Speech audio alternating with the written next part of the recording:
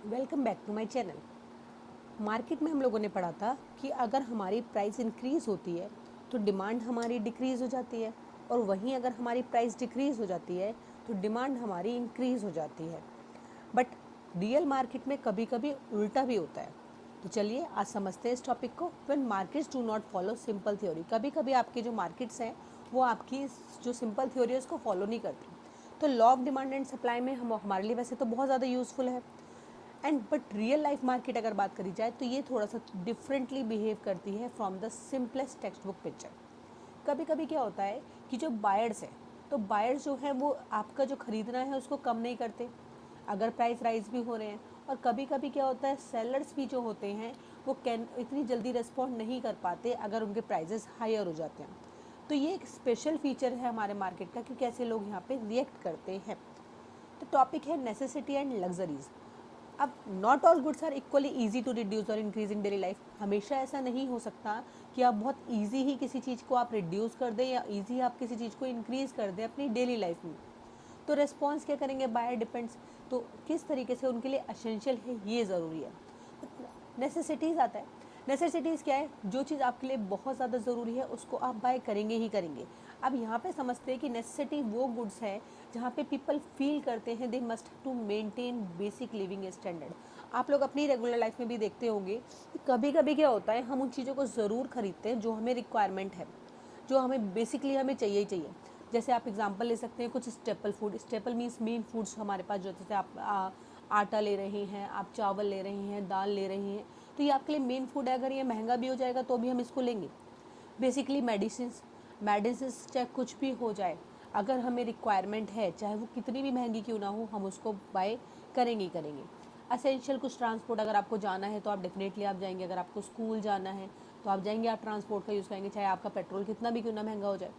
तो when the price of a necessity rises, मान लीजिए कि अगर उन्हीं जो आपके लिए बहुत ज़्यादा रिक्वायरमेंट है, बहुत ज़्यादा ज़रूरी है, अगर उसके प्राइस राइज हो जाते हैं तो people may not be able to reduce consumption. तो लोग उसके कंजप्शन को कम नहीं कर सकते much, because there is no easy replacement, और ना ही उनका कोई दूसरा ऑप्शन है, ना ही आप उसको रिप्लेस कर सकते हो as a substitute goods. For example, if the price of basic medicine rises, example लेके चलते हैं, अगर आपका कोई भी बेसिक मेडिसिन है उनके अगर प्राइस राइज हो जाते हैं तो पेशेंट्स क्या करेगा, पेशेंट्स तो अभी भी खरीदेगा buy it because it is needed for health. क्यों खरीदेगा, क्योंकि उसकी हेल्थ के लिए ज़रूरी है। In such cases demand still follows the law of demand but the fall in quantity demanded may be small. हो सकता है कि आपका जो यहाँ पे लॉ ऑफ डिमांड होता है वो आपका फॉल हो जाए क्वांटिटी डिमांड में, बट आपका बहुत माइनर इंपैक्ट देखने के लिए मिलेगा, बहुत ज़्यादा इंपैक्ट देखने के लिए नहीं मिलता। अब नेक्स्ट की लग्जरी गुड्स। लग्जरी गुड्स भी क्या होते हैं, वो गुड्स होते हैं जहाँ पे लोग उनके बिना नहीं रह सकते। ठीक है, जैसे आप देखोगे कुछ ऐसे लोग हैं, अगर उनको एक्सपेंसिव ब्रांडेड क्लोथ लेनी है तो डेफिनेटली वो लेंगे ही लेंगे। ठीक है, अगर उनको हाई इलेक्ट्रॉनिक्स कोई है, कोई कॉस्टली रेस्टोरेंट मील्स वगैरह है, तो लोग जाते ही हैं। आप कुछ भी ब्रांड्स लेके चल सकते हैं। कोई अपने एग्जांपल में रियल लाइफ में जहाँ पे आप जाते हो, जो आपको जाना बहुत ज़्यादा पसंद है, तो डेफिनेटली बात है आप जाएंगे, चाहे वो आपका कॉस्टली क्यों ना हो जाए, चाहे वो थोड़ा सा महंगा क्यों ना हो जाए, तो आप उसको परचेज करेंगे ही करेंगे।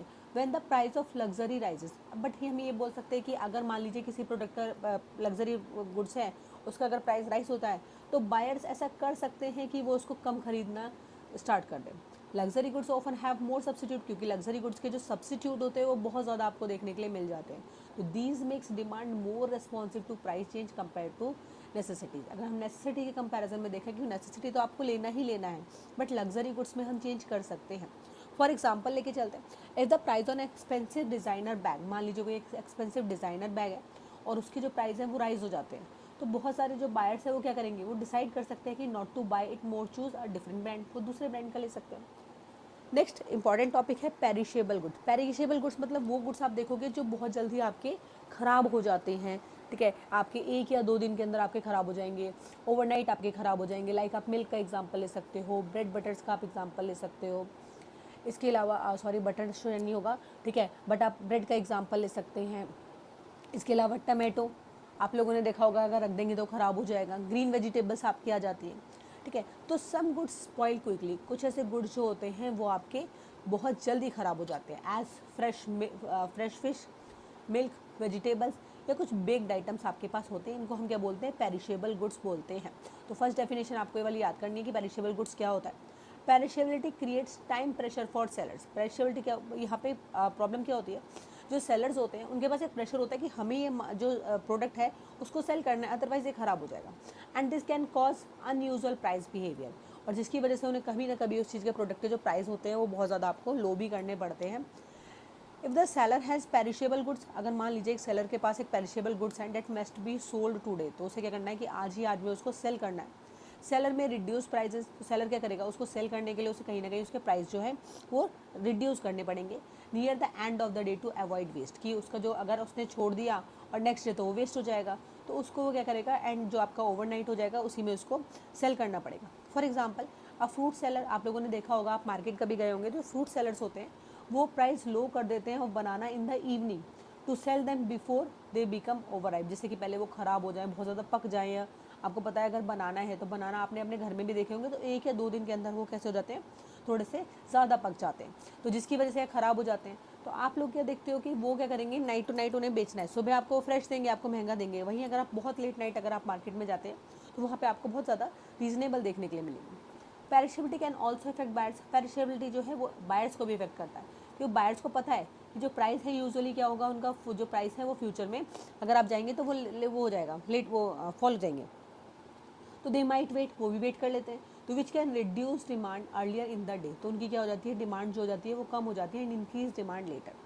और दिन में जो उनकी डिमांड अगर आप देखोगे, अर्लियर आप बात करोगे तो डिमांड आपकी रिड्यूस हो जाएगी, और वहीं आपकी जो इवनिंग की बात करोगे तो वहाँ पे आपकी जो डिमांड होगी वो आपकी इंक्रीज हो जाएगी।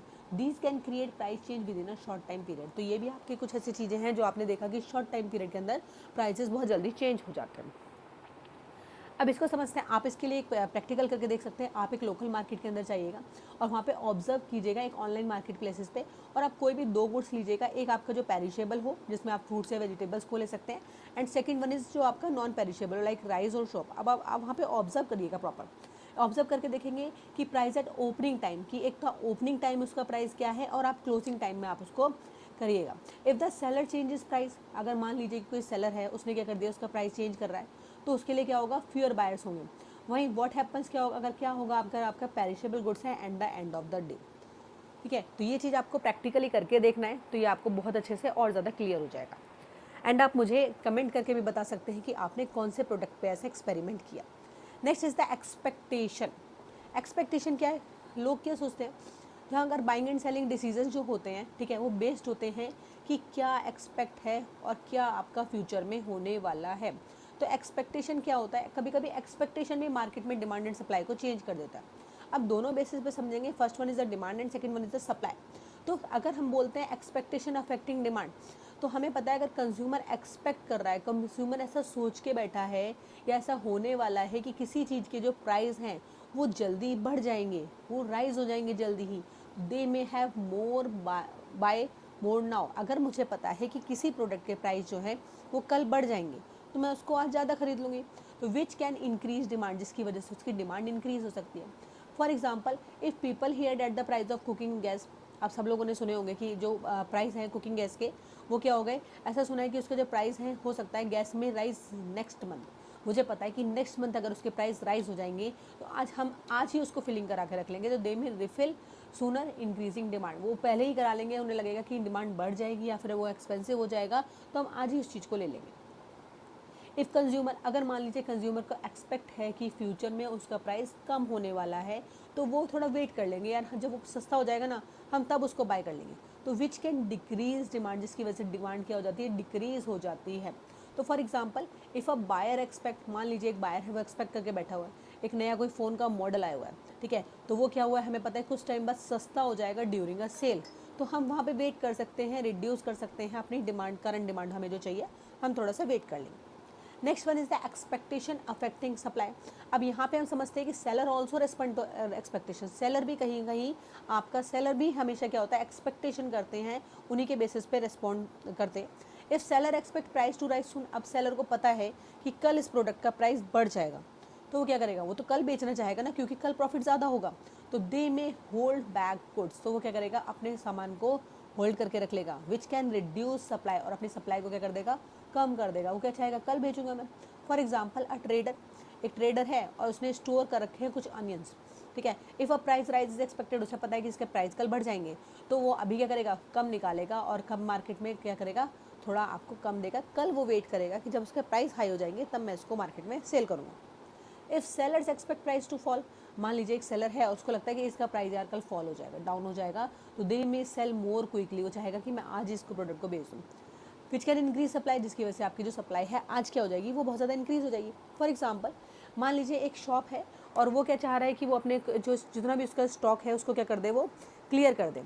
अब क्लियर करने के लिए वो क्या करेगा, उसने पुराने जितने भी शूज़ वगैरह जो हैं उनको वो क्या करेगा, आज बेचना, उसे बेचने हैं, क्योंकि उसको नया मॉडल अराइव्स आ रहा है। तो इंक्रीजिंग सप्लाई करंट प्राइस, आप लोगों ने कई बार देखा होगा कि कुछ चीज़ें जो नई होती हैं वो आपकी क्या होती है, उन पर कोई ऑफर नहीं होते, लेकिन अगर आप कोई पुरानी चीज़ें हैं तो उन पर ऑफर निकाल देते हैं 50%। तो यहाँ पे क्या होता है कि जब कोई नया प्रोडक्ट आता है तो पुराने प्रोडक्ट को क्या कर दिया जाता है, सेल्स के थ्रू आपको सेल कर दिया जाता है। ठीक है, तो ये हमारा टॉपिक आज का इतना ही था। यहाँ पे हमें थ्योरी समझना थोड़ा ज़रूरी है, तो इसको प्रॉपर इसको डिटेल में समझिएगा, पढ़िएगा तो बहुत अच्छा लगेगा इसको। बाकी आप कमेंट करके बताइएगा आपको रियल लाइफ में ऐसा कौन सा मार्केट देखना है जो थ्योरी से थोड़ा उल्टा चलता है। मिलते हैं नेक्स्ट वीडियो में। Thank you.